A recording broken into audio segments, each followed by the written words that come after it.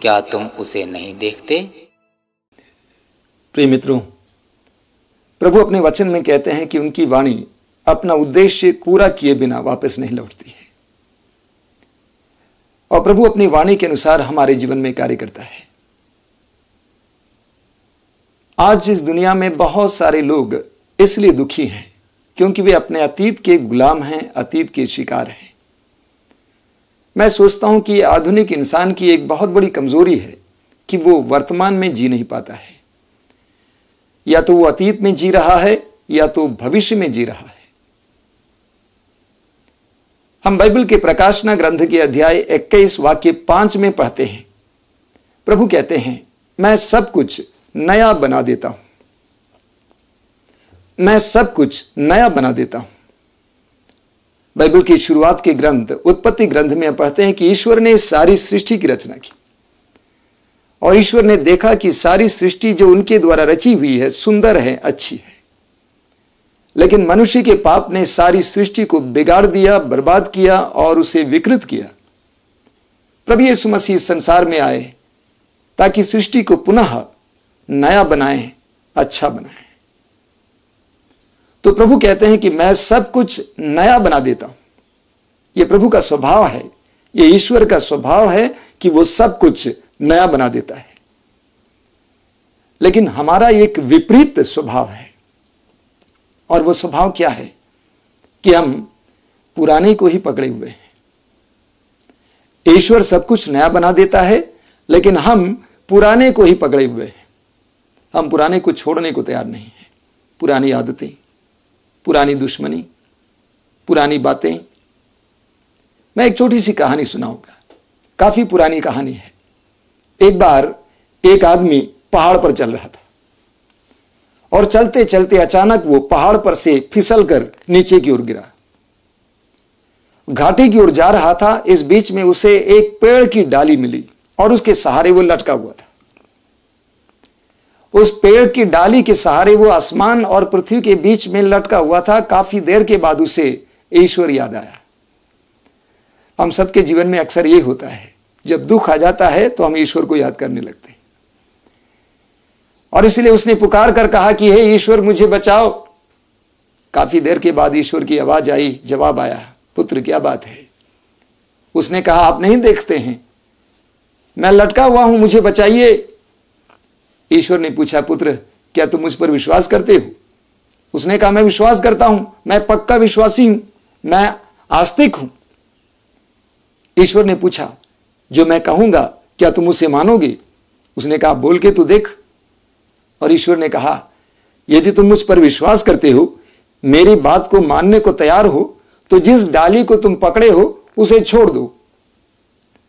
और आप सोच सकते हैं कि उस इंसान ने क्या कहा। उसने कहा कि हे ईश्वर, अगर बचाना हो तो मुझे डाली के साथ बचा लो। इस दुनिया में बहुत सारे लोग इसी तरह हैं। वे अपने अतीत को छोड़ने को तैयार नहीं है। मैं एक लड़की को जानता हूं जो करीब 12 वर्ष की उम्र से लेकर एक गंदी आदत की शिकार थी। लेकिन कुछ वर्षों के बाद वो गंदी आदत छूट गई, लेकिन इसके बावजूद उसके अंदर हीन भावना और दोष भावना थी, और वो दोष भावना की शिकार थी। अपने को कोसती रहती थी, यहां तक कि उसने निर्णय किया कि मैं शादी नहीं करूंगी। इस दुनिया में बहुत सारे लोग इसी तरह हैं। अतीत में घटित घटनाओं के दुख और यादों को सोच सोच कर अपने को दुख देते हैं।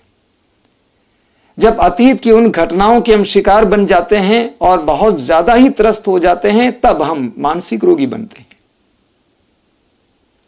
एजेकिएल नबी के ग्रंथ की अध्याय 37 में प्रभु कहते हैं, मैं तुम्हारे कब्र को खोलूंगा और तुम्हें बाहर लाऊंगा। प्रभु कहते हैं, मैं तुम्हारे कब्र को खोलूंगा और तुम्हें बाहर लाऊंगा। प्रभु ही हमें हमारी उन कब्रों से बाहर ला सकता है, और प्रभु चाहता है कि हम उन कब्रों से बाहर आ जाएं।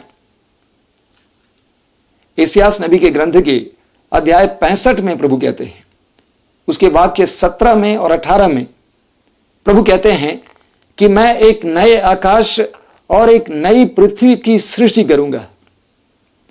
मैं एक नए आकाश और एक नई पृथ्वी की सृष्टि करूंगा, पुरानी बातें भुला दी जाएंगी, लोग उन्हें याद नहीं करेंगे और मेरी सृष्टि में आनंद और उल्लास होगा।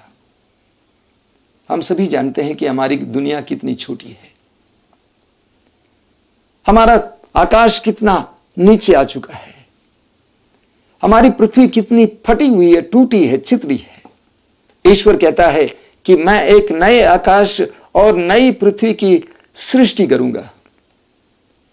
इस दुनिया में बहुत सारे लोग अपनी अपनी छोटी दुनियाओं में जीते हैं। इतने विराट, इतने विशाल दुनिया में कितने ही लोग छोटी छोटी दुनिया में जीते हैं। मेरा दुख, मेरी पीड़ाएं, मेरे लोग, मेरी समस्याएं। और जब लोगों की दुनिया बहुत छोटी हो जाती है तो वे घुटन महसूस करते हैं और आत्महत्या करते हैं। प्रभु कहते हैं कि मैं तुम्हारे लिए एक नए आकाश और एक नई पृथ्वी की सृष्टि करूंगा। हम उत्पत्ति ग्रंथ में पढ़ते हैं कि ईश्वर ने सृष्टि की रचना की और मनुष्य के हाथों सौंप दिया और ईश्वर ने कहा कि सारी सृष्टि पर अधिकार जमाओ।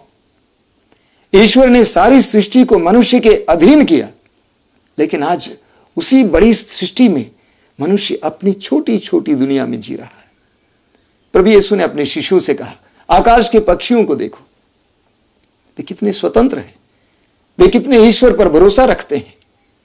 हम सभी मनुष्य ईश्वर के द्वारा जो बनाए गए, स्वतंत्र होने के लिए, इस सारी सृष्टि के अधिकारी होने के लिए बनाए गए। लेकिन बड़े दुर्भाग्य की बात है कि हम अपनी अपनी छोटी दुनियाओं में जीते हैं। प्रभु कहते हैं कि मैं एक नए आकाश और एक नई पृथ्वी का सृजन करूंगा, लेकिन इसके लिए हमें ईश्वर को मंजूरी देना होगा।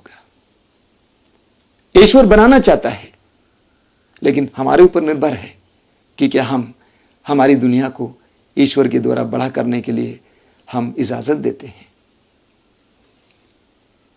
यशायाह नबी के ग्रंथ के अध्याय 43 में हम पढ़ते हैं, उसके वाक्य 18 और 19 में, अगर हम चाहते हैं कि हमारी दुनिया को ईश्वर बड़ा बनाए, उसके लिए प्रभु वहां पर एक वचन देते हैं। प्रभु कहते हैं, पिछली बातें भुला दो, पुरानी बातें जाने दो।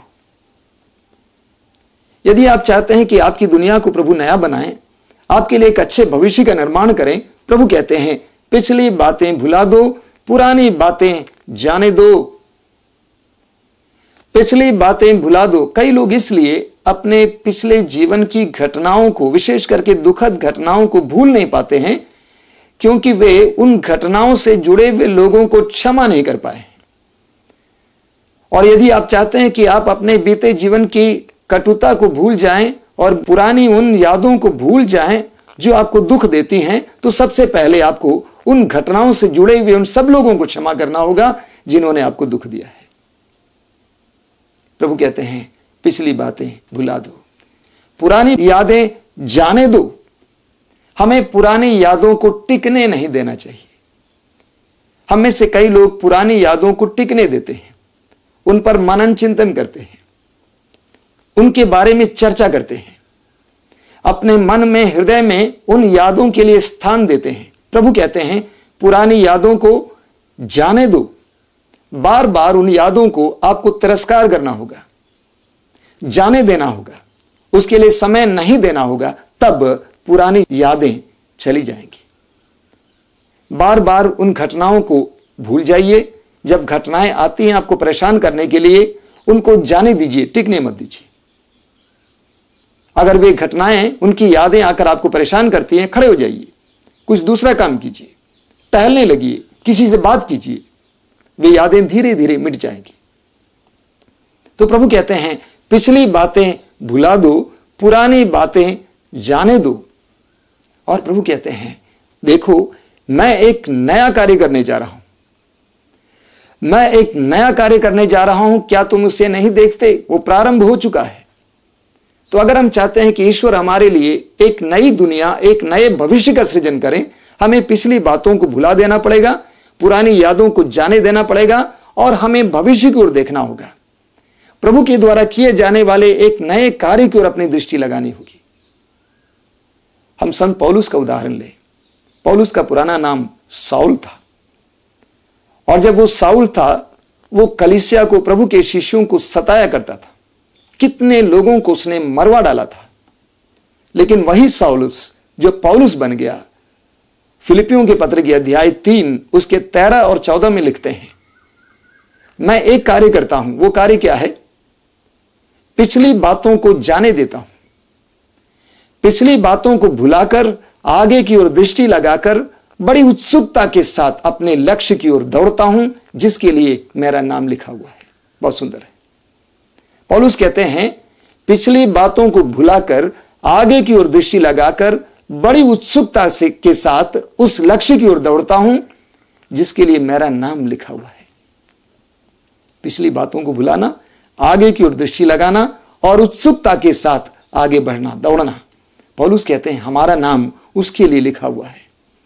हम सबका नाम उस लक्ष्य के लिए लिखा हुआ है। हम रास्ते में परास्त नहीं हो सकते, हमें आगे बढ़ना है।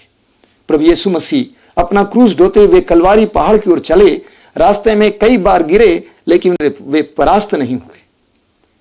आपने देखा होगा कि गाड़ियों के सामने एक आईना होता है। क्या के लिए? पीछे आने वाली गाड़ियों को देखने के लिए और पीछे की सड़क को देखने के लिए। यदि ड्राइवर बराबर उस आईने की ओर देखता रहे तो क्या होगा? दुर्घटना हो जाएगी।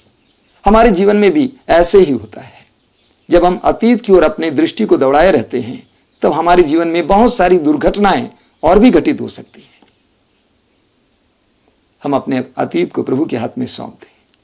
प्रभु से प्रार्थना कीजिए कि हे प्रभु, मुझे अपने बीते जीवन की उन घटनाओं को, दुखमय घटनाओं को भूलने की कृपा दीजिए। मुझे तेरे द्वारा किए जा रहे नए कार्यों को देखने के लिए विश्वास की दृष्टि दीजिए। आइए हम प्रार्थना करें। हे प्रभु यीशु मसीह, इन वचनों को सुनने वाले हर एक भाई बहन को अपने बीते जीवन के दुखमय घटनाओं को तेरे हाथ में सौंप देने, उनको भुला देने और आगे अपने लक्ष्य की ओर देखकर, अपने लक्ष्य की ओर दृष्टि दौड़ाकर बड़ी उत्सुकता से दौड़ने की कृपा दीजिए। हमें विश्वास का वरदान दीजिए, हमें भरोसा का वरदान दीजिए। आजा मेरे प्रभु, मेरे दिल में, मेरे तन में आजा प्रभु। आजा मेरे प्रभु, मेरे दिल में, मेरे तन में आजा प्रभु। मातृधाम आश्रम, क्राइस्ट नगर पोस्ट, वाराणसी 221003। Phone number 0542 2290 861, 0542 2290